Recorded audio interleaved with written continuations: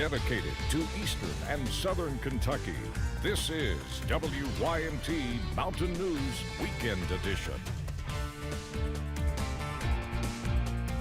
Good evening, I'm Keaton Hall. Kentucky State Police Post 9 has confirmed with us that they are investigating a fatal shooting that took place in Pike County yesterday. KSP confirmed that the shooting happened at a home on Route 2062, also known as Widow's Branch. Officials with KSP say troopers and investigators responded to a call on Friday. When they arrived, they discovered 3 people at the residence were shot. Post 9 confirmed that 2 of them received fatal gunshot wounds and were pronounced dead at the scene by the Pike County Coroner's Office, while the 3rd was transported to a nearby hospital. KSP Detective Joseph Coleman is leading the investigation on this case and will continue to update this story as we learn more. 20 organizations came together in Perry County today, hosting a black balloon event. Those involved wanted to spread awareness for the ongoing opioid epidemic. WYMT's Chaz Jenkins has more. Trying to bring awareness to the opioid epidemic, showing support for those battling addiction. We are having the Black Balloon represent anyone that has overdosed. They can come out and they can sign their loved one's name in remembrance of. Made possible through a strong collaboration of several organizations. The outreach that people has done has been amazing. The compassion that these people show, that they go out on a day-to-day basis trying to help everyone, it's awesome. Community members grateful and supportive of such an event. I used to, I was into that, alcohol and drugs, and today I'm saved by God's grace, and I live my life for God in the church. Hoping to see people take advantage of what they have to offer. It's a good cause, and anybody should come out and support it, because that's helping other people. If you've been through it, then you can help them. And that's what I like to do. Wanting to see more events like this in the future.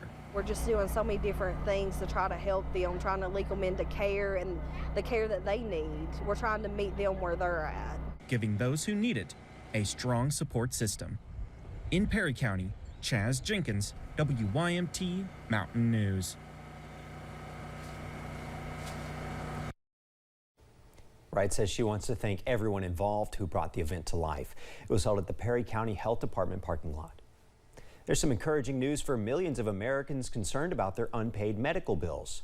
Equifax, Experian, and TransUnion announced Friday that they're removing nearly 70% of medical debt from consumer credit reports.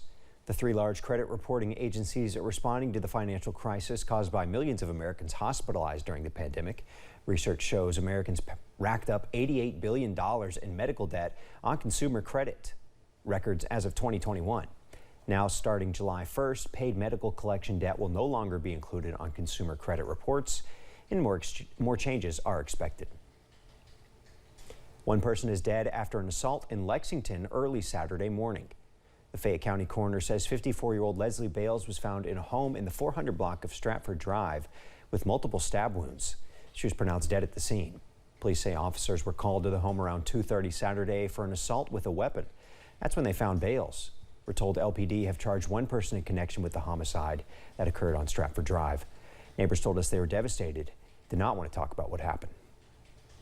An estimated 6.5 million Americans aged 65 and older are living with Alzheimer's dementia in 2022. According to the Alzheimer's Association, that number is growing rapidly and is expected to continue to do so. The association released the 2022 Alzheimer's Facts and Figures report this week, giving the national numbers and a state-by-state breakdown of the pervasiveness of the disease and the rapid rise in cases. Dr. Mark Hout with the WVU Rockefeller Neuroscience Center says it's something we need to watch out for.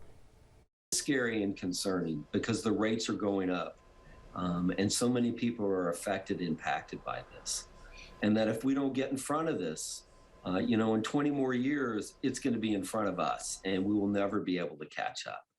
So it's really important that people participate in clinical trials, not only for themselves, but for the rest of the family members to help us understand the best treatments for this disease.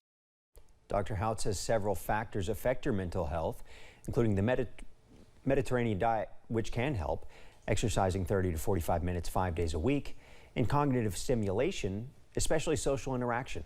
It improves your mood, which is also good for your brain health. Legislation that would ban discrimination based on hairstyles and hair texture has now seen advancements at both the state and federal levels. The U.S. House of Representatives passed legislation Friday that would ban race-based hair discrimination. Democrat Representative John Yarmouth voted in favor of the bill, while all 5 of Kentucky House Republicans voted against it. The vote in Washington comes just over a week after the Crown Act, as it's known, advanced out of Kentucky's House Judiciary Committee. The Crown Act will now be considered by the U.S. Senate at the federal level, while its Kentucky counterpart has moved on to the full House with bipartisan support. There are now 9 days remaining in the General Assembly's 2022 regular session. Bear sightings, they're not uncommon in East Tennessee, but what about ones with 3 legs? That's what was spotted in Knoxville this past week. Jody Williams at Help Asheville Bears says 36 three-legged bears have been spotted since 2019. Williams says the animal likely lost the leg to a snare trap. He adds that missing a limb makes it tougher to care for their children and climb trees. According to Tennessee trapping regulations, it's also illegal to use a bear trap. Williams believes that these hunters are trapping bears to sell parts like their paw on the black market.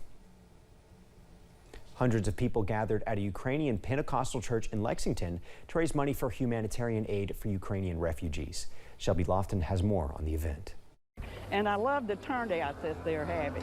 The line to buy Ukrainian desserts and a homemade lunch wrapped around Ukrainian Pentecostal church. I'm just overwhelmed with gratitude. Honestly, it's just been great to see people come together like that.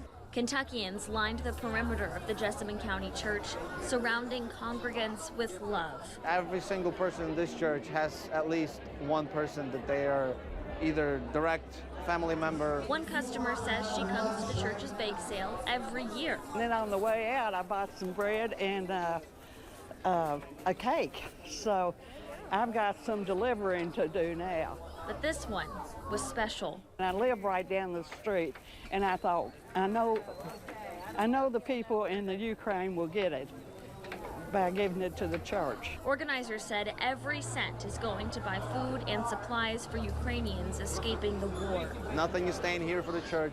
None of the 100+ volunteers that we have, nobody's getting paid. This is strictly volunteer work, and 100% of the proceeds are going to Ukraine. UPC members said they're getting ready for refugees to come to Kentucky. God has blessed us tremendously in this country, this state. You know, people have been so great. And the land of opportunity that we live in, we have homes and decent-sized homes, so we are definitely preparing for that.